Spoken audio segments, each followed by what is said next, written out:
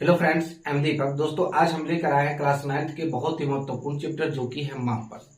यानी कि मापन से संबंधित जो यह चैप्टर है क्लास 9th के, उसमें विभिन्न वस्तुओं के मापन के बारे में संबंधित है। जैसे कि कन्वर्ट वाला यह चैप्टर है, यानी कि मापन में कन्वर्ट होता है। जैसे कि लंबाई की मात्रा क्या, सेंटीमीटर, किलोमीटर, मीटर। तो यह एक चीज से दूसरे में कन्वर्ट किया जाता है, जैसे इंच को सेंटीमीटर में किया जाता है। तो इस तरह के चैप्टर है। यह हमारे लिए एक इंट्रोडक्टरी चैप्टर है जो कि विज्ञान से परिचय प्राप्त कराता है।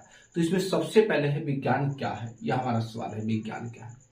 तो सबसे पहले हम विज्ञान की परिभाषा को हम देखते हैं।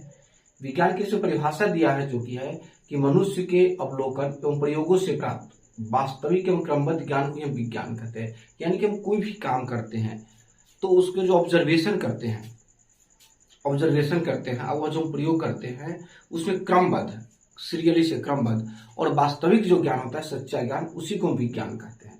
उसमें क्रम की हेर फेर हो जाएगा तो फिर जो ज्ञान हो जाएगा वह सच्चा नहीं प्राप्त होगा। सपोज दैट, मान लीजिए आप चावल बनाते हो और मान लिया कि उसमें चावल बर्तन पहले डाल दिया तो वह क्रमबद्ध हुआ, वह चावल तो खराब हो जाएगा। या तो पानी चावल एक साथ डालेंगे या पहले पानी डालेंगे पुनः उसके बाद चावल डालेंगे। तो साइंस में कोई भी चीज किया जाता है तो क्रमबद्ध जरूर, मतलब कि शब्द आना चाहिए। क्रमबद्ध नहीं आएगा तो विज्ञान की परिभाषा अधूरा हो जाएगा, यानी कि उससे बच्चा सीख नहीं पाएगा। तो मनुष्य के अवलोकन एवं प्रयोगों से प्राप्त वास्तविक और क्रमबद्ध ज्ञान को हम विज्ञान कहते हैं। यानी कि मनुष्य जो अवलोकन करता है, ऑब्जर्वेशन करता है, कुछ गौर से देखता है और जो प्रयोग करता है एक्सपेरिमेंट, उससे जो वास्तविक ज्ञान आता है और क्रमबद्ध तरीके से जो ज्ञान आता है उसी को हम कहते हैं विज्ञान। आगे चलकर विज्ञान को दो भागों में बांटा जाता है अध्ययन की सुविधा के लिए। जैसे फिजिकल साइंस एक में और दूसरा है बायोलॉजिकल साइंस। नाम से स्पष्ट है, फिजिकल साइंस वैसे साइंस को कहा जाता है जो कि निर्जीव वस्तुओं से संबंधित होता है। यानी कि विज्ञान की वह शाखा जिसके अंतर्गत केवल निर्जीव वस्तुओं का अध्ययन किया जाता है उसे हम कहते हैं फिजिकल साइंस। जैसे कि आपको हो जाएगा भौतिकी, हो जाएगा केमिस्ट्री, हो जाएगा भूगोल, हो जाएगा इत्यादि हो जाएगा। इसके अलावा बायोलॉजिकल साइंस जिसमें केवल सजीव वस्तुओं के बारे में पढ़ा जाता है उसको हम बायोलॉजिकल साइंस कहते हैं। जैसे कि जीव विज्ञान हो गया, वनस्पति शास्त्र हो गया, प्राणी शास्त्र हो गया। तो ये सारे जो अध्ययन किया जाता है सजीव के बारे में केवल, यहाँ पर समझिएगा, सजीव के बारे में जो अध्ययन किया जाता है उसको हम बायोलॉजिकल साइंस, और निर्जीव के बारे में जो अध्ययन किया जाता है, निर्जीव के बारे में जो अध्ययन किया जाता है उसको हम फिजिकल साइंस बोलते हैं दोस्तों। तो इस तरह से विज्ञान के दो भागों में अध्ययन की सुविधा के लिए बांटा गया है। आगे इसके बाद होता है भौतिकी। इसमें फिजिकल साइंस में आता है भौतिकी, जो कि हम लोग की क्लास 9th के बुक है भौतिकी, उसके बारे में जानना है। तो भौतिकी की एक लाइन में डिफिनेशन है, प्रकृति का अध्ययन ही भौतिकी कहलाता है। या इंग्लिश में कहा जाता है the study of nature is physics. यानी कि प्रकृति के अध्ययन ही भौतिकी कहलाता है। इसमें दिया प्रकृति और प्रकृति में घटने वाली विभिन्न प्राकृतिक घटनाओं का अध्ययन विज्ञान की जिस शाखा में किया जाता है, जिस पुस्तक में किया जाता है उसे हम भौतिकी कहते हैं। यानी कि भौतिकी प्रकृति से, नेचर से रिलेटेड होता है। इसमें नेचर के बारे में पढ़ा जाता है दोस्तों। तो इस तरह से दोस्तों यहाँ पर 3-4 टर्म समझेंगे। विज्ञान क्या है, फिजिकल साइंस क्या है, बायोलॉजिकल साइंस क्या है, भौतिकी क्या है। अब है भौतिक से संबंधी है भौतिक राशि, फिजिकल क्वांटिटी क्या होता है, व्हाट इज फिजिकल क्वांटिटी। भौतिक राशि किसे कहते हैं? ऐसी राशि जिसे मापा जा सकता है उसे भौतिक राशि कहते हैं। भौतिक राशि और मात्रक दोनों कनेक्ट है। ऐसी राशि जिसे मापा जा सकता है उसे हम भौतिक राशि कहते हैं। नहीं तो दूसरे शब्दों में ऐसी राशि जिसे परिमाण और मात्रक दोनों होता है उसे हम भौतिक राशि कहते हैं, फिजिकल क्वांटिटी। जैसे हम माप किसको सकते हैं, समय को माप सकते हैं तो समय हो जाएगा भौतिक राशि। लंबाई को माप सकते हैं, दूरी को, तो लंबाई हो जाएगा भौतिक राशि। ताप को माप सकते हैं तो ताप हो जाएगा भौतिक राशि। तो इस तरह से जिस चीज को माप सकते हैं उसको हम भौतिक राशि कर सकते हैं। धारा को माप सकते हैं तो धारा हो जाएगा भौतिक राशि। यानी कि ऐसी राशि जिसको मापा जा सकता है उसको भौतिक राशि कहते हैं। जैसे समय, लंबाई, ताप, विद्युत धारा, पदार्थ यानी कि द्रव्यमान को माप सकते हैं, तो ये हो जाएगा भौतिक राशि। अब समस्या आता है कि मात्रक किसे कहते हैं। मात्रक, ये दोनों रिलेटेड है, इस दोनों को हम एक साथ समझेंगे। ऐसा मानक जिसका उपयोग भौतिक राशि को मापने के लिए किया जाता है उसे मानक कहते हैं। यानी कि इसको मापने के लिए जिस चीज का प्रयोग किया जाता है उसे हम मात्रक कहते हैं। जैसे समय, तो समय क्या हो जाएगा भौतिक राशि। मापते किस चीज से, सेकेंड से, एसईसी सेकेंड से, तो सेकेंड हो जाएगा मात्रक। लंबाई क्या हो जाएगा भौतिक राशि। मापते किस चीज से है, लंबाई को किलोमीटर, मीटर, सेंटीमीटर में मापते हैं। यानी कि मीटर सेंटीमीटर में, किलोमीटर मापते हैं, तो यह हो जाएगा मात्रक। क्या हो जाएगा? मात्रक। यानी कि ऐसी राशि जिसे मापा जा सकता है, भौतिक राशि, और जिस चीज से मापा जाता है उसे हम कहते हैं मात्रक। इस तरह ताप, ताप क्या हो जाएगा? तो भौतिक राशि हो जाएगा। और इसका मात्रक क्या होता है? केल्विन। केल्विन, केल्विन क्या हो जाएगा? तो मात्रक हो जाएगा। उम्मीद करते हैं दोस्तों समझ गए होंगे। यहाँ पर ताप हो जाएगा भौतिक राशि जिसको मापा जा सकता है, जिस चीज से मापा जा सकता है उसे मात्रक कहते हैं, जैसे केल्विन। तो इस तरह से यहाँ पर भौतिक राशि और मात्रक को हम समझ गए।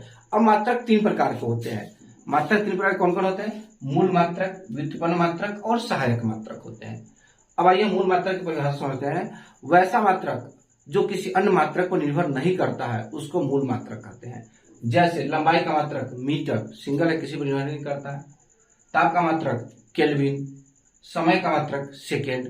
तो ऐसे मात्रक को मूल मात्रक कहते हैं जो किसी अन्य मात्रक पर निर्भर नहीं करता है। यह अकेले ही काफी है, यह किसी से सहायता भी नहीं लेता है और दूसरे पर निर्भर भी नहीं करता है। यह 7 होते हैं। मूल राशि यानी कि मूल जो राशि होती है वो 7 होते हैं, और उस मूल राशि के मात्रक को ही मूल मात्रक कहते हैं, जो कि 7 होते हैं दोस्तों। समय, लंबाई, ताप, विद्युत धारा, पदार्थ इत्यादि दोस्तों होते हैं इसमें। अब आते हैं व्युत्पन्न मात्रक पर। हम इसको मूल मात्रक की एक तालिका बना के हम फिर दूसरा वीडियो में हम समझा देंगे आपको कौन कौन होते हैं मूल मात्रक और कैसे मात्रक। अभी हम केवल इसका परिभाषा और इसका अर्थ समझा रहे हैं दोस्तों। यहाँ पर व्युत्पन्न मात्रक, व्युत्पन्न मात्रक वैसा मात्रक जो किसी अन्य मात्रक पर निर्भर करता है, यानी कि जब तक ये दूसरे मात्रक की सहायता नहीं लेगा तब तक हम इसको परिभाषित ही नहीं कर सकते, इसका मात्रक ही नहीं बनेगा। जैसे दोस्तों चाल का मात्रक लीजिए।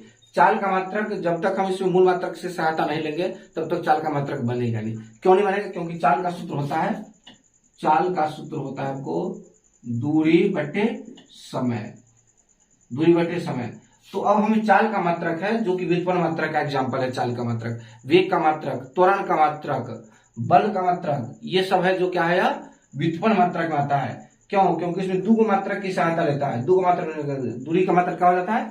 जो कि हो जाता है मीटर, और समय का मात्रक क्या होता है? सेकेंड। तो इसका हो जाएगा मीटर प्रति सेकेंड। तो यहाँ पर चाल का जो मात्रक बना वह मीटर और प्रति सेकेंड, इस दोनों पर निर्भर किया ना, यह दोनों नहीं रहेगा तो चाल का मात्रक ही नहीं बनेगा। यानी कि यह डिपेंडेंट है, निर्भर करता है मीटर और सेकेंड पर, दूरी के मात्रक और समय के मात्रक पर। तो इसलिए इसको व्युत्पन्न मात्रक कहते हैं। वैसा मात्रक जो किसी अन्य मात्रक पर निर्भर करता है उसको हम व्युत्पन्न मात्रक कहते हैं। अब है सहायक मात्रक। सहायक मात्रक जिसमें वैसा मात्रक जो किसी अन्य मात्रक से सहायता लेता है उसे हम सहायक मात्रक कहते हैं। यह मूल मात्रक से सहायता लेता है। जैसे ठोस कोणों के मात्रक होता है रेडियन, और अन्य कोणों का मान होता है स्टेरेडियन।